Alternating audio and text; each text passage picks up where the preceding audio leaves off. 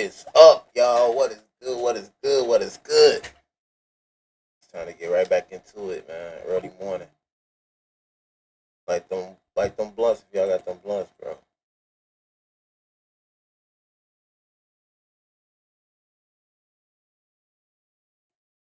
What's the word though, y'all? What's the word? What's the word? I'm trying to see this Wendy. It say Wendy must be stopped. Streamers love Island.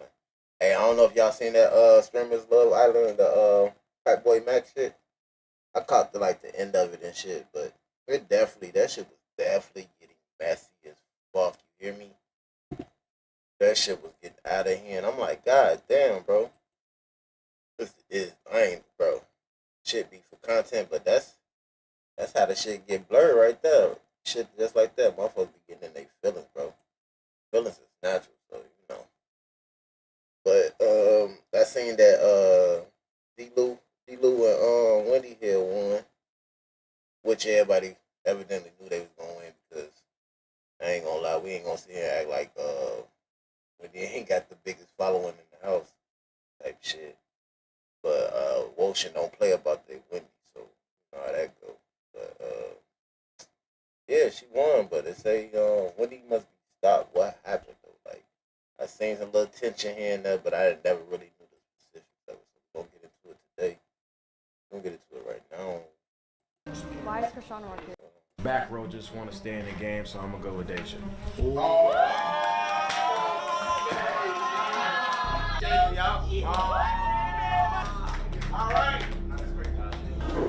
How you feel about your... Why you getting mad at me? Damn, cold shoulder. Try to D-Green with this man. Hey.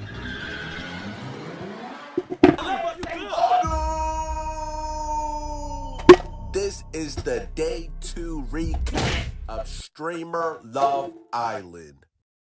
It's official, bro. Platboy Max seen our previous video because he knew that this roster was weak.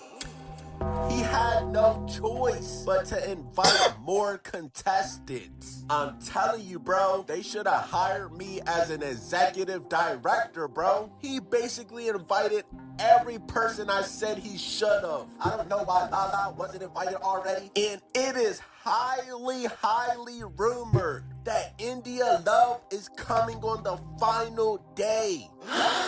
Yes, most people think India Love is coming on day 3 to steal DDG. I cut my trip short in Houston and go fly to where he at.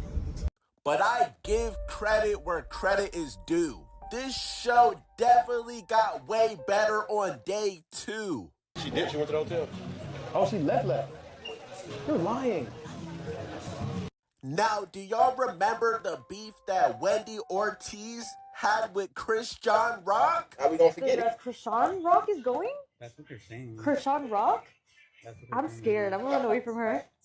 Girl, okay, she's a sweetheart in real life, but why would she say she's scared of me? You know how petty that is, though, bro? I already got this weird hate train. I already going through so much weird stuff. Like, last thing I need is a person with a platform that's pretty saying they're scared of me. Like, girl, Use chill out, platform girl. at You don't that. have to clip.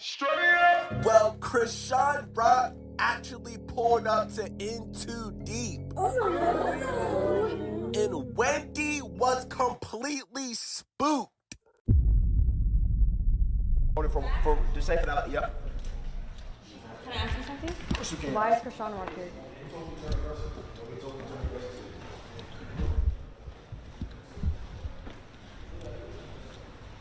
I'm confused. Is there a problem with her? Like, There is a problem with her being here. do y'all got like smoke? Well, on the internet, yes. Okay, so let me talk to you real quick. Can you talk? So What's weird. going? Oh. She's like, oh, I'm scared of her. So I was like, why would you troll me like that? I'm a sensitive person. Y'all got Blueface's baby mama in tears? You're worried about fucking up? Where is your son? Where's Krishan Jr.? I didn't ruin my face. Okay. You have an entire portrait of a nigga that's in jail on your face, but you're worried about joining a love show? Priorities. But I'ma keep it 1,000 and say what everybody else is afraid to say. Say that shit. Ortiz, we all want you to go home. Mama! Now I understand all the lore you have with DDG. You bring in a lot of viewers with your Hispanic community, but you do not fit in.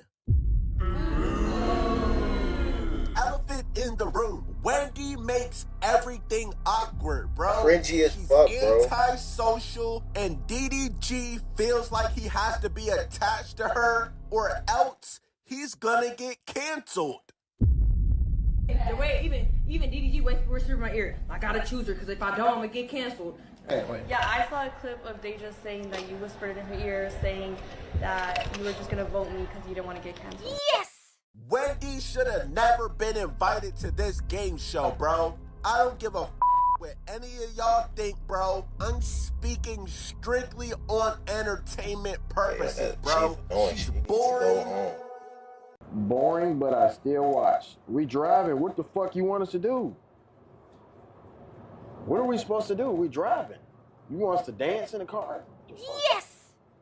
Y'all just irrational. Can we get out the car first before you say something? She brings nothing to the table except for her Hispanic community. I swear, bro, that's the same thing I said, bro. All she got is a following. No ass. No ass. 100K subs. I do a boxing match with Krishan Rock. All I need is for her not to wear a wig and not to wear braids. And I got that. You were talking all this shit to Krishan Rock. I don't care if it was on the internet or not. And as soon as she pulls up on you, you were about to waste yourself in GTA. Oh yeah, Alabama Barker, don't think I forgot about you, sis. You're just as spooked as Wendy Ortiz. I don't know where she heard that Bad Baby was coming on the Love Show, but as soon as she heard the name Bad Baby, she packed her things and was out of there. Get up out of there. So y'all got Bad Baby pulling up? No, what the? I'm leaving. Like, I'm getting in my car. That's what I was just told by production. I'm like, if y'all snake me out like that, that's crazy. No, she's not here. I'm literally getting in my car. All right, that's cool. But she's not here. Bama, first of all, why we copping, please? Do you know how scary you have to be to pack your things and leave off camera? No! I ain't know all this. And you left and she wasn't even there. She wasn't even en route. Nah, bro. Bad Baby is a real demon, bro. She's getting people packed up just off her name alone, bro. I didn't know she had hands like that. How are you this spooked? Views off of me fighting. You could get that on my channel. Subscribe. Hello. I'll make my own money off it. That's so weird. Knowing that Krishan was talking about Wendy. I would have took her with me. Shit. I would have took Wendy with me. I told you guys they were on some weird setup shit, and I'm not gonna put myself in that predicament. And they're setting up Wendy too. And if Wendy leaves, that doesn't mean she's scared. They can't even fight on Twitch. You know, you can't even fight on Twitch. Nobody else is allowed to stream while. What are you talking about? Nobody else can stream, so he's the only one that can make money off of it. Wendy, even if she did put her stream on, they're gonna make her turn it off because we can't stream until 8 p.m. at that house. Literally, none of us can stream unless Max is off stream. I would get her. I'm already like in LA, but I'm gonna text her, and if she needs me to order her a car, I will, because that shit is weird as fuck. And they're doing anything for views. It's crossing people. Like, it's one thing to do shit for views, but to honestly make bad relationships with people because you want views is crazy. It's crazy. Girl, we don't care about you. All that in a bag of shit. Don't give no fuck about you. You had Aya on the next flight trying to make me fight Aya, but I will take Aya. But you got out the way for bad baby. Bad Baby to fight on your stream. I promise you that. Pay me. If you want that, pay me, because he didn't pay anybody to go to his stream. That shit is unprofessional, and it looks a mess. Anyway, It looks a mess. It looks a fucking mess there. It's a mess. Production's a mess. Oh my God, they set Wendy up. Yes! Now with Wendy Ortiz, okay, I understand. She hasn't fought anybody in her life, and Krishan Rock probably be beating up niggas. But Alabama Barker, you're scared of Bad Baby? Y'all are both the same people. Huh? White girls that act black.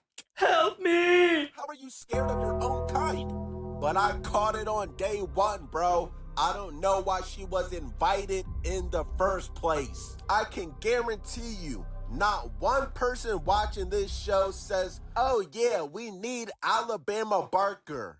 Who? Get the Who? fuck out of here.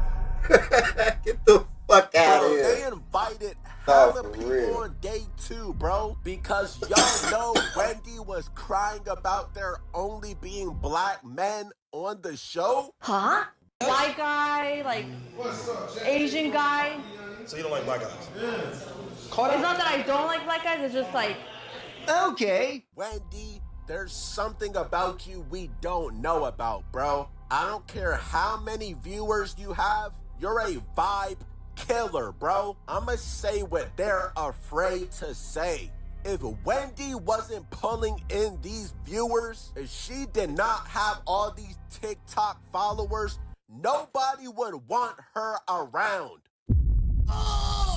Y'all can say what y'all want, bro. Yeah, DDG and Wendy built a friendship, but bro, I'm not holding my tongue back for anybody.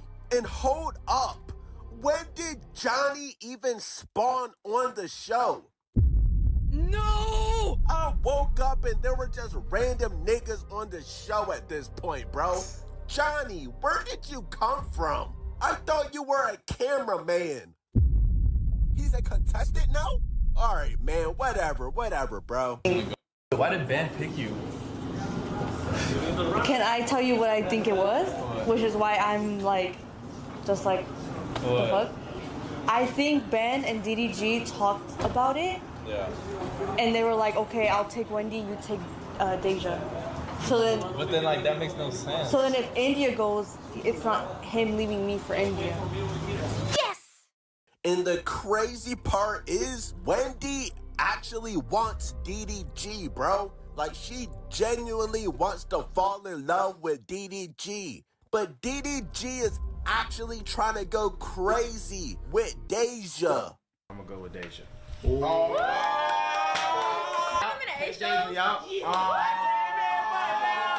a smart man. But He's a smart man. know DDG is one of the smartest businessmen in the community. He knows if he violates Wendy, he's gonna get canceled, bro. And Wendy is genuinely DDG's friend, so he's not gonna do her like that. But we all know, realistically, DDG would pick Deja. Right. Help me! And when India Love comes on the final day, things are gonna get extremely messy. Because I think Wendy is intimidated by India, bro. And oh yeah, I almost forgot. Remember when Deshae and wAKE Osiris was talking crazy? I swear to God. The shit out you. You, nigga. wAKE Osiris, you actually got your ass beat by Deshae? You're f***ing canceled. Go home and stop making music. Help me! Why is Buddy still here? And after you got yeah. completely humiliated by this, Both of them looked at trash to me. I didn't wAKE see wants no to fight significant DDG? Huh? winner. Take you seriously, gang. You scared? You scared? You scared, nigga? You scared? Yeah, all that shit, you scared, nigga? You scared? Put him on, nigga. Put him on. If you couldn't beat Deshae, what makes you think you could beat DDG? Weirdo. I'll Don't do say my it boy like again, that, bro. man. Don't do it I like do that. not know why wAKE Osiris is on this show, bro. I don't know why he was there either. Obviously He was out of is place. Humiliation ritual because He was ain't out of no place like a way, bro. motherfucker. They was frying the shit out of bro ass. They was frying the shit out of bro ass. Bro ass cannot win for losing that bitch. He was not, I guess, the greatest fighter. He did not have better music. He was just there, bro. He was just there. Bro, you lost so much aura on this show, bro. I don't think you can ever make a comeback, bro. If you would have dropped a new single today, nobody is playing that shit, bro. Respectfully. Huh? What he say? I will give you the world, baby girl. You just gotta be worthy. You don't gotta be perfect. You just gotta be worthy. Yeah. Take your ass home. I'm tired of seeing your bitch ass on stream, bro. Why he going in on him like that? What are you doing? You one-hit wonder. Literally. You only hit this Shay one time. Hasn't had a song in 6 years, bro. Why are you on this show? Damn, D Green, what he do to you? You need to fight him next. I don't know. There's something about you and Platboy Max we don't know about, bro. Y'all could have got anybody in the world, and y'all got wAKE Osiris. I will give you the world, baby girl. Hey. You just gotta D be Green. worthy. D Green, what? D Green, what? Yeah. Hey, he definitely know his tone for nobody. That boy went in. Damn, D Green. Damn, Green. I'm the type of person I never Damn, ever really Green. care. You ain't do the day 3 yet? Alright. We gonna stay tuned with that, bro. Thought I subscribed already. My bad, buddy. That's funny as fuck.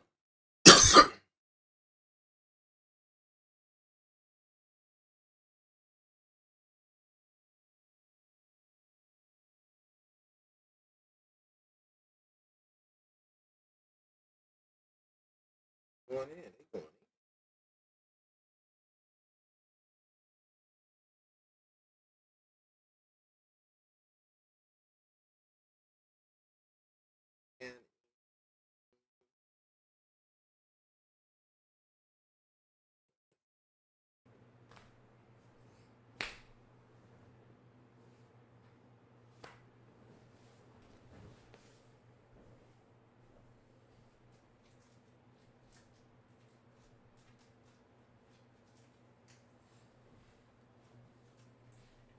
Big boy.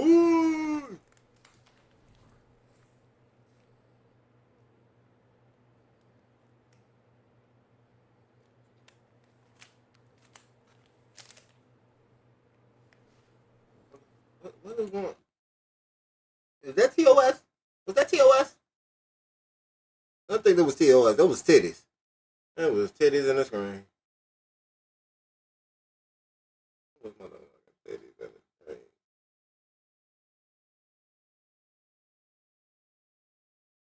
What did I miss? What did I miss? What did I miss? Oh, she opened up her clothing store. Okay, TT. Okay, TT. Good job. Got your own little store now. You turning up on them. Boom shakalaka! Hey, she's heating up.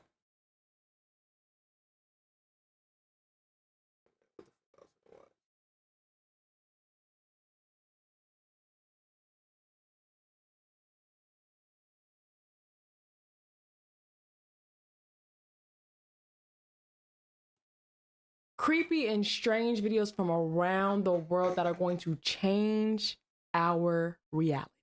Thank you, Big, for the videos. So do you guys remember when President Bush won the presidential election and everybody was mad because they felt like he cheated and Al Gore was like, we want to recount, specifically in the state of Florida, and to the point where it got legally contested, and then they blocked the recount, so they never really officially got the recount, and there was like a lot of tension and division with the Bush administration and the intelligence agencies and just with people in general because they felt like this was fair and it was rigged. And then on top of that, there was like a lot of warnings we were getting at the time about terrorist attacks and how people were planning to attack us and we weren't listening. And then everybody was distracted by Bush, and Bush was doing all this stuff, and everybody was just like mad. And then like months later, 9/11 happened.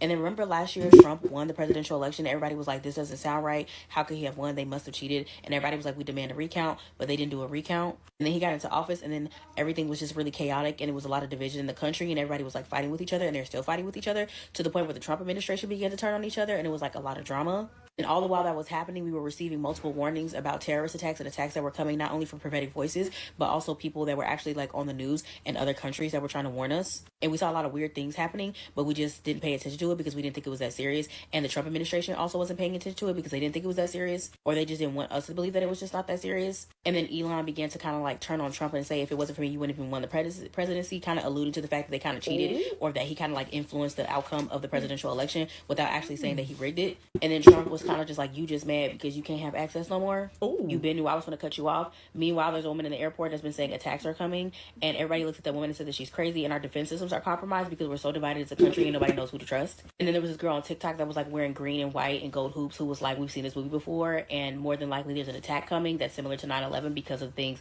that are happening now that were happening back in 2000 when George Bush became president. What is your real name? Malcolm X. Is that your legal name? As far as I'm concerned, it's my legal name. Have you been to court to establish that I didn't have to go to court to be called Murphy or Jones or Smith.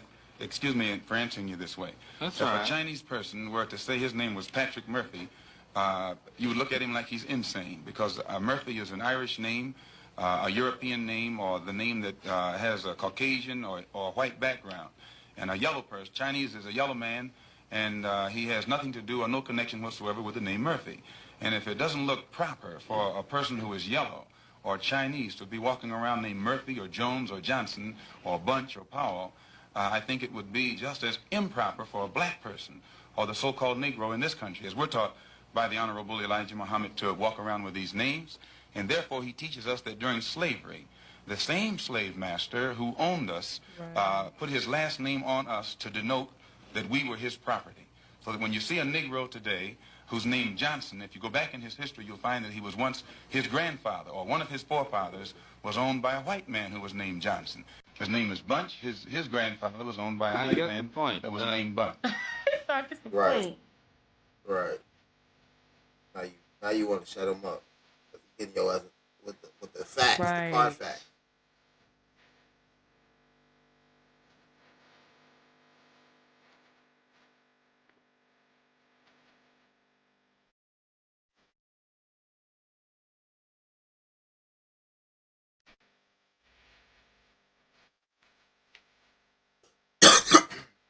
Like, what do he get? Right, like, the fuck? Their names was taken away, bro.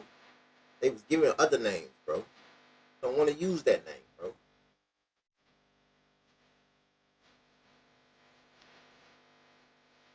It was crazy that, like, 15 years ago, psychopath Alex was talking about it. It was like, there's an island where they kids, and the frogs are gay. He wasn't lying. Back then, we were like, this guy's nuts. And now we're like, he was right. The frogs are gay. You see them hopping around, lily pad to lily pad. It's gross. No, Epstein's Island was a real thing. The flight logs are on the internet. You can look them up. They're there. They're right there. You can see who's on there. All the hits are on there. All your boys, they're all on there. Bill Clinton went there allegedly 26 times. 26 times? That's so many times. That's a lot of times. Oh. Those aren't layovers. That's a lot of times to visit somebody. That is a direct flight, dude.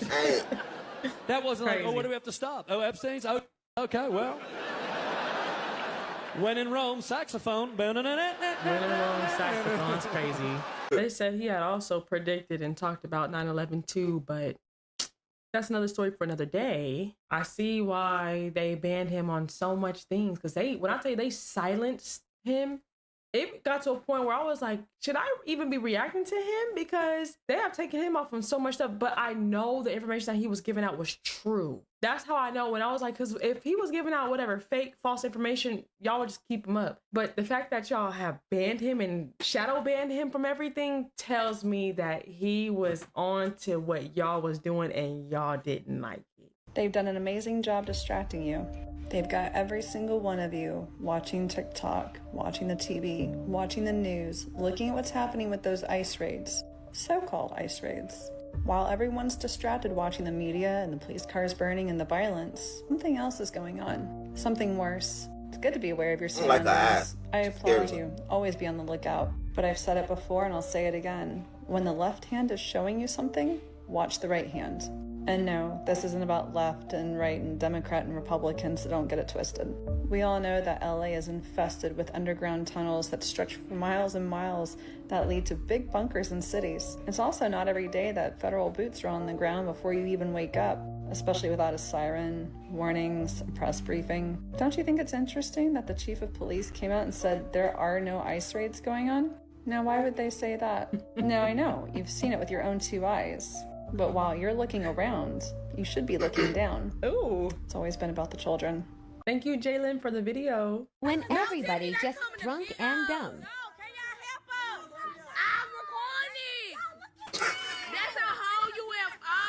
That's a light bulb. Oh, shit. That's a UFO for real, y'all. Oh, my God.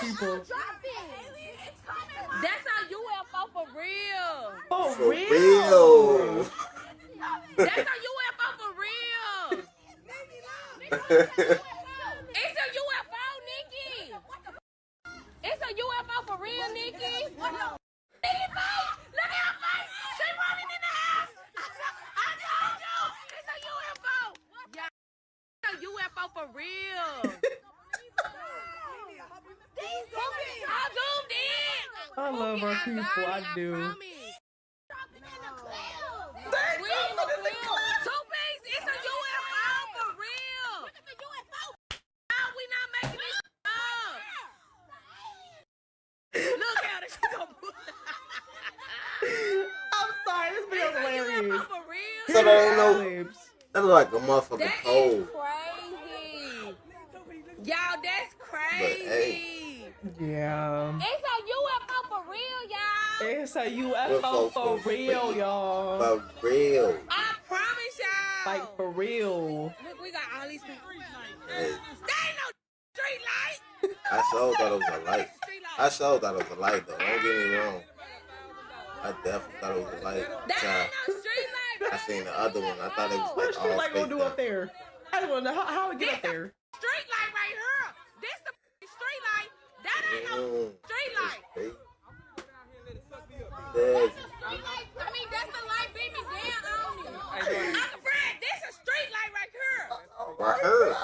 Because I said the same thing last time I came over here. Somebody tagged me in this video, and it's supposed to explain why we can't see the curvature of Earth. And the premise of the video is that Earth is so gigantic in relation to us, we are so microscopic on Earth that we couldn't possibly see any curvature. Now, the only problem with this argument is that it negates another argument, which is that we can see boats disappear going over the curvature of Earth standing on a beach. You can't have it both ways.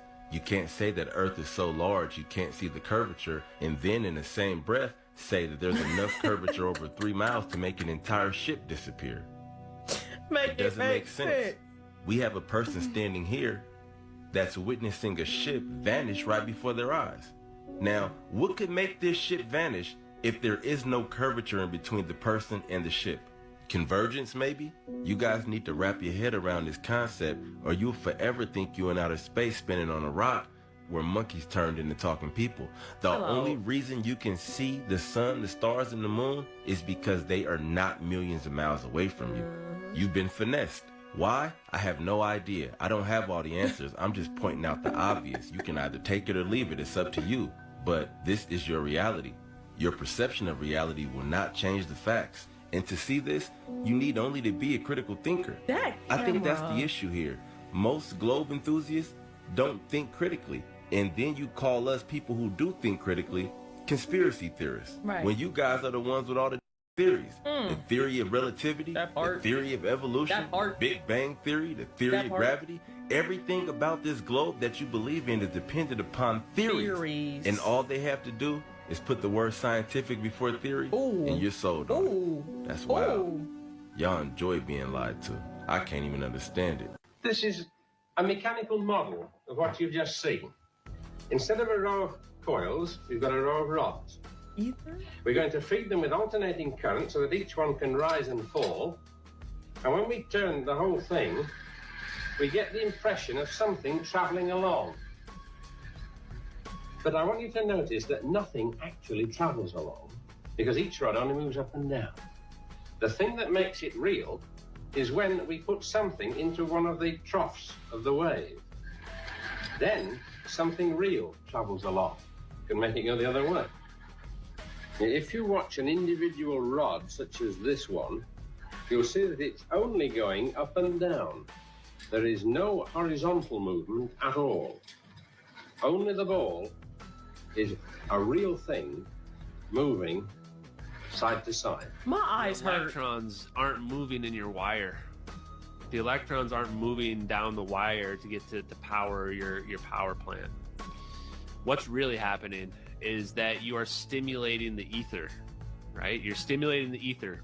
This shoots up, then this shoots up, and this shoots up, and this shoots up. It looks like a movement to us because it forms a wave over time. It's exactly the same phenomenon as watching the wave in a football stadium or a sporting event. Wow. When you're watching the wave in the sporting event, the fans aren't running around with the wave, but it looks like a moving wave. Yeah. Because of the time when the people are standing up. Imagine the 0 point energy all around you is the same exact way. That's what's happening. That's what he's saying is actually happening, is that you're not actually seeing the movement of the electrons here. What you're seeing is this illusion that looks like movement because of the relative stimulations of these electrons from potentially the 0 point energy. Thank you, Zoe, for the video. Michael Jackson's maid says she was paid $20,000 to lie about seeing him showering with a kid in Neverland. Later, she admitted in court that this never even happened. The Chandler family was awarded $22 million in a settlement. But Jordan Chandler came out and his father pressured him into making false allegations against Jackson. He said, quote, "I never meant to lie and destroy Michael Jackson, but my father made me tell lies." The FBI has a 600-page report on Jackson from as early as 1992, where they secretly had him under surveillance. They raided his property multiple times, including forensic analysis of his computer and hard drive. He was under surveillance over 13 years, and they still found nothing. But who was accused 1 month after Jackson's trial started while the whole world was paying attention to Michael Jackson? Jeffrey Epstein. In 1983, Michael Jackson dropped a song about a woman who claimed he fathered her child. The twist? It wasn't just a song. It was a message to a real woman who stalked him, sent him letters, a photo, a pew-pew, and told him to unalive himself. This song was Billie Jean, and when MTV tried to ignore it, because in the early 80s, black artists really weren't getting that much airtime, Michael said nothing. He just moonwalked in, lit up the floor, and forced pop culture to catch up. This is the story behind Billie Jean, the stalker, the scandal, and how one song shattered every industry rule in its way. Now, Michael said Billie Jean wasn't just about one woman. It was about the type. The women who claim that one of the Jacksons fathered their child. But one woman in particular took it way too far. She wrote him letters saying they had a kid together. She told him they were meant to be a family. And then she sent a photo, a pew-pew, and a letter with instructions on when he should end his life. She promised she'd do the same after unaliving their baby. Michael was haunted. Nightmares, sleepless nights. So instead of naming her,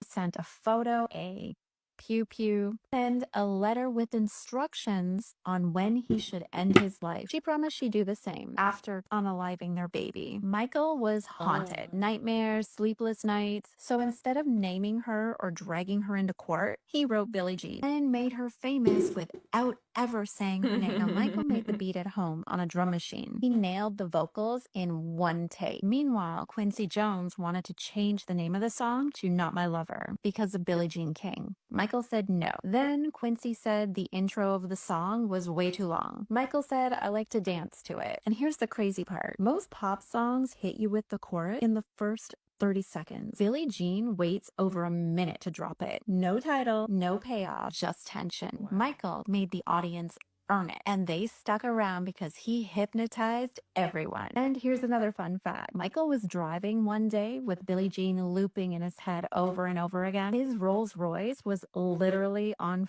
fire underneath. He was so deep into the song, he didn't even notice. It took a kid rolling up on a motorcycle to point it out.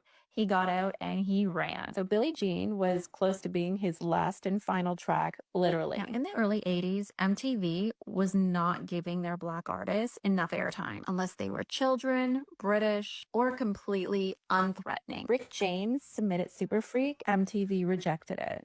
They aired Past the Dutchie by Musical Youth, but only because the band looked like sweet little innocent school kids. Then Billie Jean dropped, and even with the song blowing up on the radio, they still refused to air it. MTV didn't want to touch the video. So CBS Records CEO Walter Yetnikoff stepped in like a mob boss. He called MTV and basically said, if you don't play Michael Jackson, you don't get any CBS artist. No Springsteen, no Billy Joel, no nothing. And MTV folded. Billie Jean hit medium rotation and heavy rotation, then full-blown pop culture dominance. Suddenly, the same network that said, oh, he doesn't really fit our format, was playing Michael Jackson on a loop. Then, a few weeks later, Jackson dropped Beat It with Eddie Van Halen on the guitar. MTV had no excuses left. They aired it nonstop. For 2 months straight, Billie Jean and Beat It were tag teaming the entire network. Black artists were finally getting their airtime. Then, on May 15th, 1983, Motown 25, Yesterday, Today, Forever aired. Michael Jackson steps onto the stage in black pants, loafers, a sequin jacket, and one single rhinestone-covered glove. Then it happened. He spins, he pauses, he moonwalks. Crowd explodes. TV audiences lost their minds. People who didn't even like pop music all of a sudden became fans. 50 million people watched live. The next day, Fred Astaire, who was Michael Jackson's childhood idol, called him personally to say, you're a hell of a mover. Sammy Davis Jr. loved his black sequin jacket so much that Michael just gave it to him. There was no ceremony, just here. Have it as a gift from one icon to another. That single performance earned Michael Jackson an Emmy nomination, blew up Billie Jean all over again, launched the moonwalk into history, sent Thriller sales into orbit, and rebranded Michael Jackson from a pop star to a living legend. This wasn't just a performance. This was a seismic cultural shift, and it all started with a woman that he never even named. This was a power move, a racial barrier breaker, and the start of a run so untouchable, nobody has topped it since. So yeah, Billie Jean, you know, it came from a stalker, it bullied MTV into submission, and it gave birth to the moonwalk. If you like learning about pop culture history and just some fun, useless facts that you don't really need to know, then be sure to follow, and I'll see you in the next one. It's all fake. It's all made up. I can't be the only one tired of pretending like everything is normal. We wake up to alarms we hate. We go to jobs we don't love. For Christ's sakes, people, we live in boxes. Listen, we work in boxes. We go to work in boxes to pay bills on a box that we barely get the rest in. We out of touch. We so out of touch with nature. We not getting enough sun. We not grounding enough. You know what I'm saying? We going to sleep. There's a ceiling above us. It's not the stars. We surrounded by artificial lights. People chasing numbers on the screen to impress people who won't remember them next week. And the stress, bro, just so much stress. Being overworked, underpaid, like all of it. Doing things we don't want to do. And like we just following all these rules that was made up by some stranger we don't know, never met, just some random stranger years ago made these sets of rules and we all just follow in line with them. It's made up, fabricated. We are living in a society where people are forgetting themselves, forgetting who they are, they're forgetting their passions and what they used to be interested in before they was just thrown into the world of adulthood because they promised such a great experience, right? Just you're an adult now. Yeah, I see it. I'm looking at everybody. I'm looking around. It's not all what it's cracked up to be. They gave us rules and called it reality. But who gave them the power to define reality in the first place? To define what's real? What's success? What's acceptable? What's enough? What if this whole thing was designed to keep you small, to keep you from getting to your full potential, That's to get exactly you what they're somewhere doing. where you want to be, in a place where, my bad, I started spazzing out. To get you to a place where you are seeing beyond. What if all the deadlines, the bills, the burnout was all just a distraction from the truth? We may not even be here tomorrow. We not promised tomorrow. You gonna work yourself into a grave. Y'all know stress kills, bro. Y'all gonna overstress. You getting up, rushing to work late. If you late, you might as well go stop by, get you a bagel. You know what I'm saying? Get to work. You'll be good. These jobs don't even care about us in the first place, bro. I mean, like, literally, we're working to make someone else rich, and we're getting thrown the. It's all just made up. All all of it, man. I promise, my brothers, my sisters, life is more than just survival, but we're so busy trying to survive, it's hard to do the other stuff, man. Everything's a scam. Insurance, the bill structure, the job system, all of it. Look at America. The American dream is debt. Babylon. Just think about it. A car, debt. He ain't lying. College, debt. A house, debt. I promise, my brothers and sisters, we gotta start we gotta do things that set our soul on fire. We gotta start doing things we love doing. If you not already, you know what I'm saying? You gotta just find the time where you can. Do your best to why not create what you were born to express? We were born to express. We are expressive beings. We just trying to live while we still can. Because this system, this stress, this loop that we are in of society, it's not real life, bro. This hamster wheel, I'm sick of it. I'm tired of it. It's just, you know what I'm saying? We signed up for some. He said we gotta do things that set our soul on fire and that we gotta do things that we love doing. He also said, why not create what you were born to express?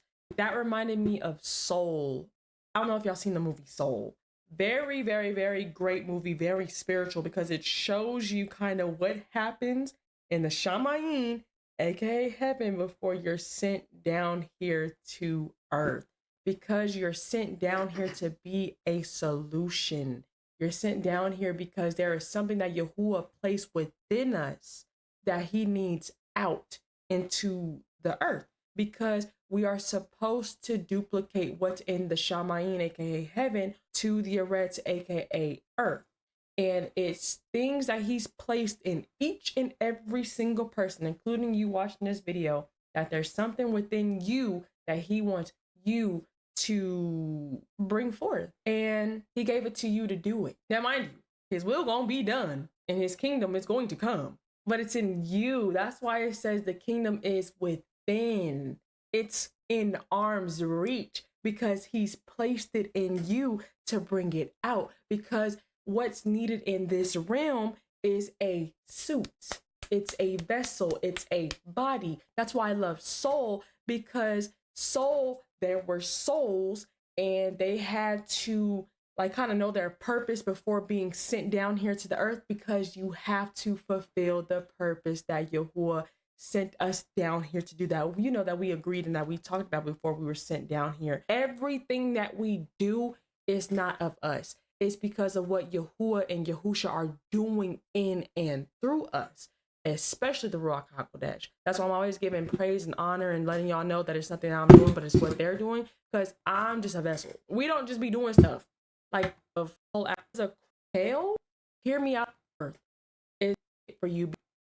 That they're. I know you spitting that real shit, but a lot of feed and all thing that they can do about it. It's too late. A lot of studies show that during the pandemic, actually wearing a mask and standing 6 feet and all that stuff like that, that really didn't affect the spread in the way that we thought it did. And you can go back and check that out for yourself. That's not what I'm here to talk about. I'm here to give you my theory on what I really think was going on. They were testing the security systems. What do I mean by that? Say someone goes to commit a crime. It is way easier to find them without a mask than it is to find them with a mask.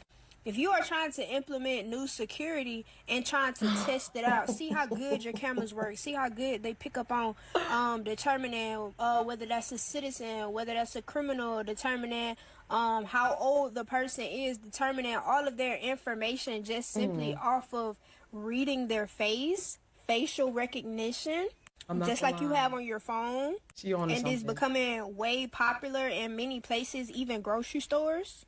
Allegedly,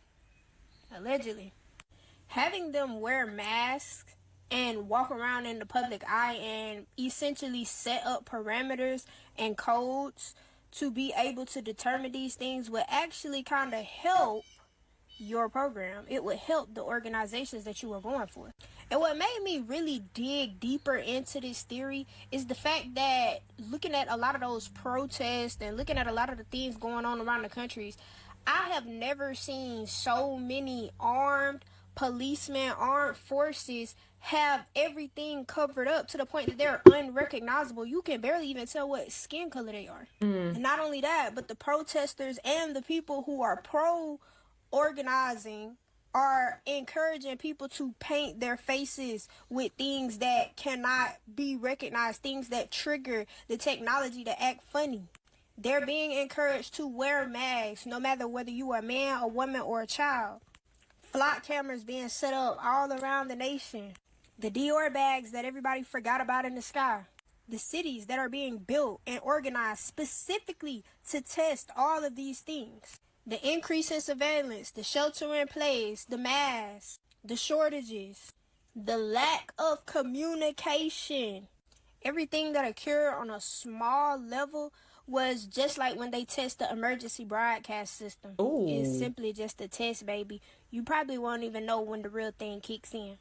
Allegedly. Allegedly. Thank you, Fong, for the videos. If you don't read the newspaper, you're uninformed. If you do read it, you're misinformed. So what do you do? That's a great question. What is the long-term effect of too much information? One of the effects is the need to be first, not even to be true anymore. So what a responsibility you all have. I gotta hear this one more time. To tell the truth, not just to be first, but to tell the truth. We live in a society now where it's just first. Who cares? Get it out there. We don't care who it hurts. We don't care who we destroy. We don't care if it's true. Just say it. Sell it. Anything you practice, you'll get good at. Including BS. You told me last He ate. I gotta hear this one more time. If you don't read the newspaper, you're uninformed. Right. If you do read it, you're misinformed. So what do you do? That's a great question. What is the long-term effect of too much information? One of the effects is the need to be first, not even to be true anymore. So what a responsibility you all have. To tell the truth, not just to be first, but to tell the truth. We live in a society now where it's just first. Who cares? Get it out there. We don't care who it hurts. We don't care who we destroy. We don't care if it's true. Just say it. Sell it. Anything you practice, you'll get good at. Including BS. You told me last I was looking in the comment section and they were saying that Barack Obama had actually liked this post. It's better being uninformed than misinformed because it's hard to fix misinformed people's brains.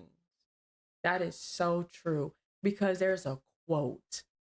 Y'all know I'm gonna give out a quote.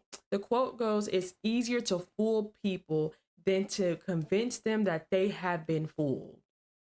And then another quote was, "How easy is it to make people believe a lie and how hard it is to undo that work again." Then I even say this too with some lies. If you tell a lie big enough to keep repeating it, people will eventually come to believe it. That's what the world's doing. But anywho, next video. In the early 1800s, Native American tribes were encouraged to assimilate into American culture with promises that they would be treated fairly. However, when certain tribes, such as the Cherokee, started to be more successful than white Americans and there was more economic tension, President Andrew Jackson eventually saw an opportunity to rally more voters to his side by signing the Indian Removal Act, despite the fact that it was completely unconstitutional and the Supreme Court would rule against him. When the United States needed more labor, they started enslaving people from Africa, and they enslaved people to work in farms, on ranches, as architects, as chefs, as entertainers, and more. However, when these people started to learn more, such as how to read, and when it became likely that they would become more successful than white Americans, the South retaliated against this by starting the Civil War. When black communities banded together and they started doing well for themselves, they had their neighborhoods destroyed, like Tulsa in 1921, broken apart, like the neighborhoods of Los Angeles in the 1950s, or they had things such as drugs introduced into their communities, like in the 1970s and 80s, all throughout the United States. When the United States needed labor in the 1840s, they welcomed Chinese immigrants, and many of them worked on the Transcontinental Railroad, and they became successful on the West Coast. However, when people became concerned after the Panic of 1873, because many of these immigrants were doing very well for themselves, they passed the Chinese Exclusion Act of 1882. When the Chinese Exclusion Act created a gap in labor, the U.S. turned to Mexico instead, encouraging Mexican immigration under an open-door border policy. However, by the time of the Great Depression, the United States was looking for someone to blame, and they blamed it on Mexican immigrants, forcing them to return back to Mexico under Mexican repatriation, deporting and mass deporting multiple people, including American citizens. Even today, the United States heavily relies upon skilled labor coming from other countries, including India, Pakistan, and the Middle East. The thing is that we keep saying that these countries are backwards or terroristic in nature, yet we still overly depend on them for their skilled labor that they provide. This is a repeating pattern ever since the dawn of American history. The U.S. needs immigrants in order to meet economic goals. Immigrants come in and they do the work that American citizens don't want to do. Then those immigrants start to become successful from this, and they start to enter into a middle class. The United States retaliates by expelling them, not providing them with their full guaranteed rights, disenfranchising them, or breaking apart their communities, again and again and again. However, when these actions take place, when immigrants are deported en masse, when they lose their rights, when their communities are destroyed, it doesn't benefit the economy. It often makes things worse, because the United States has always relied upon immigration in order to meet economic goals. The United States depends on immigrants, and we aren't able to function without their assistance. These policies benefit some people, especially those trying to keep their place at the top, but I am genuinely exhausted by how many times we keep falling into this cycle, and by how much time, effort, progress, and potential is wasted by these regressive policies. What do you think you have an immune system for? It's for killing germs. But it needs practice. It needs germs to practice on. So listen, if you kill all the germs around you and live a completely sterile life, then when germs do come along, you're not going to be prepared. And never mind ordinary germs, what are you going to do when some super virus comes along that turns your vital organs into liquid? Almost everything we think we know about addiction is wrong. You get a rat and you put it in a cage and you give it 2 water bottles. One is just water and the other is water laced with either heroin or cocaine. If you do that, the rat will almost always prefer the drugged water and almost always kill itself quite quickly. In the 70s, Professor Alexander comes along and he looks at this experiment and he noticed something. He said, we're putting the rat in an empty cage. It's got nothing to do except use these drugs. Let's try something a bit different. So Professor Alexander built a cage that he called Rat Park. They've got loads of cheese, they've got loads of coloured balls, they've got loads of tunnels. Crucially, they've got loads of friends. But here's the fascinating thing. In Rat Park, they don't like the drugged water. You go from almost 100% overdose when they're isolated to 0% overdose when they have happy and connected lives. What if addiction isn't about your chemical hooks? What if addiction is about your cage? What if addiction is an adaptation to your environment? Maybe we shouldn't even call it addiction. Maybe we should call it bonding. Human beings have a natural and innate need to bond. And when we're happy and healthy, we'll bond and connect with each other. But if you can't do that because you're traumatized or isolated or beaten down by life, you will bond with something that will give you some sense of relief. Now, that might be gambling, that might be pornography, that might be cocaine, that might be cannabis, but you will bond and connect with something because that's our nature. The opposite of addiction is not sobriety. The opposite of addiction is connection. That right there is so powerful. Like, we knew it, but I like the way he broke it down. Because it does show that, you know, that people are addicted to drugs because it always was an escape for people. That's why people do drugs, is to escape like the reality that they're in now. So it's to show you that them escaping reality means that their reality is so bad to the point that they don't want to live in it, which is why they prefer these drugs that take them out of this realm, this space, into another realm. So it shows you that they're not addicted to the drugs, they're addicted to the sensation.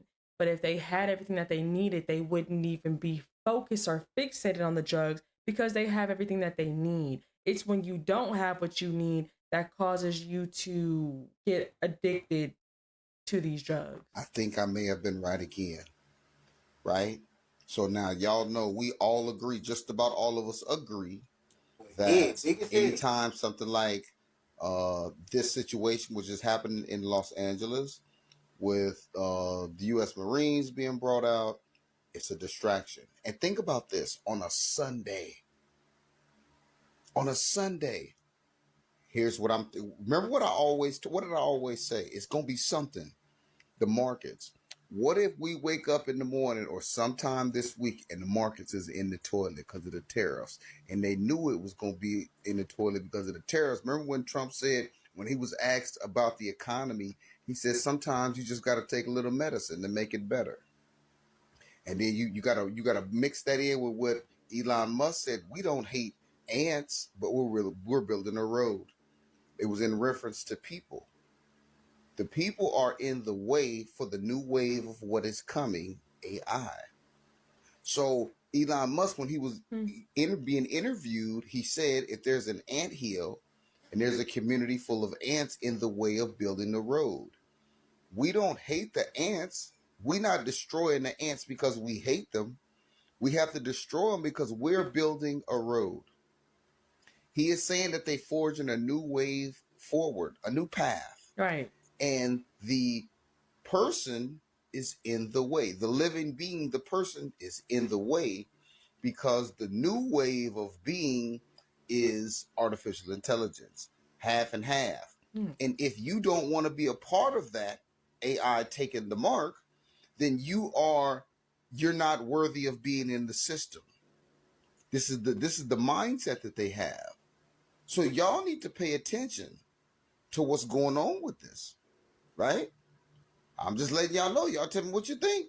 I had just watched Mission Impossible, the newest one. And when I tell you that that movie is all about AI, ChatGPT, taking over, like it is. I'm telling you. Then that'll be something else that we'll reference. Y'all remember Mission Impossible 37? You know what I'm saying? Because there's so many Mission Impossibles. Where it was talking about the AI and how it was taking over, and if it gets into the wrong person's hands, what it can do. I don't want to give out too much just in case somebody hasn't seen it yet, but that's what Mission Impossible was about. It was about this AI and how it's just keeps expanding and just growing and evolving with all the stuff and the information that the humans are feeding it. So it's getting stronger and wiser and smarter by what we're feeding it.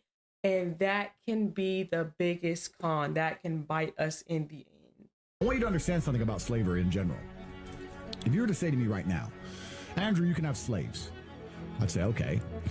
You have to house them, you have to feed them, you have to give them medical care to make sure they stay alive, and then you have to somehow get them to work hard at the best of their ability, even though they're not motivated because they're slaves. That sounds very difficult, it sounds expensive, it sounds like a lot of work. It's much easier to just pay these people a very low wage, in which they can barely afford their own house, barely afford their own food, so they're still enslaved for a little bit of money, barely afford their own medical care, but they still have to do everything I say. Wage slavery has replaced traditional slavery because it's easier for the elites to keep you a wagee than it is to make you a slave. If they could somehow make you work hard as a slave without you rioting, they would. But instead, they'd rather just use this wage slavery system. Let's make sure the money inflates. Let's make sure everyone's poor. This is why we always talk about making money to escape the matrix. It certainly was.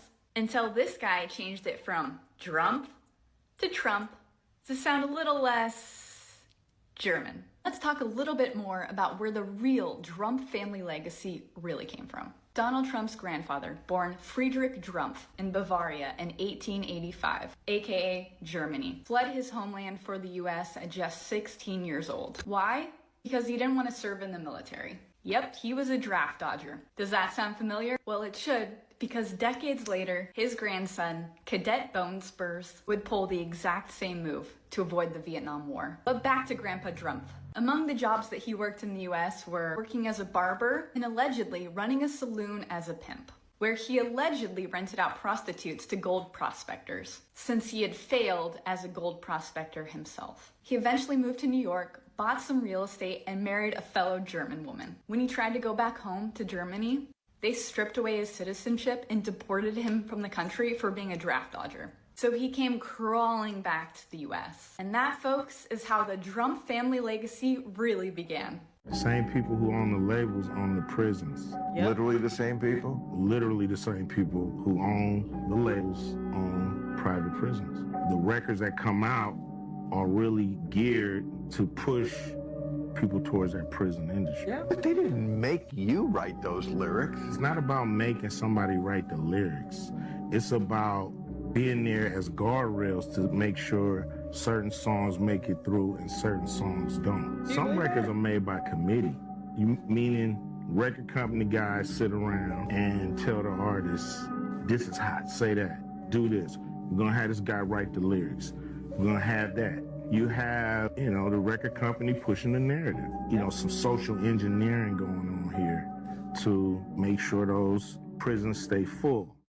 John Holmston, a retired CIA agent, has admitted on national Russian television that the CIA was behind the creation of the 1980s hip-hop scene and financed major hip-hop acts including NWA, Africa Boombata, and Grandmaster Flash and the Furious Five. The government at the time spent, quote, big money, serious money, on this covert operation destined to further division and corrupt the American youth to nihilist, anti-establishment, and anti-American ideologies, he explained in a half-hour interview broadcast on national television. Famous hip-hop songs of the legendary hip-hop outfit NWA were even scripted by a team of psychologists and war propagandists of the CIA. F the police, and when I'm called off, I got a sawed off, squeeze the trigger, and bodies are hauled off, and other nihilist and anti-establishment lyrics were intended to unleash a wave of cynicism towards authorities, promote the use of heavy drugs, and entice the youth with revolutionary counter-establishment ideas. The retired CIA agent claims the social engineering maneuver was extremely successful. Quote, we understood at the time that music was a powerful means of propaganda to reach the youth, explained the 77-year-old man. Our mission was to use teenage angst to our advantage and turn Generation X into a decadent, pro-drug, and anti-establishment culture that would create uprisings and further division within society. We even infiltrated mainstream radio to promote their music and reach millions of people every day, he admitted, visibly proud of the accomplishment. Proud. For many of us in the CIA, infiltrating the 1980s hip-hop scene. This is why it bothers me that certain artists and their songs are being promoted, like especially TikTok. TikTok has made people's songs blow where I'm like,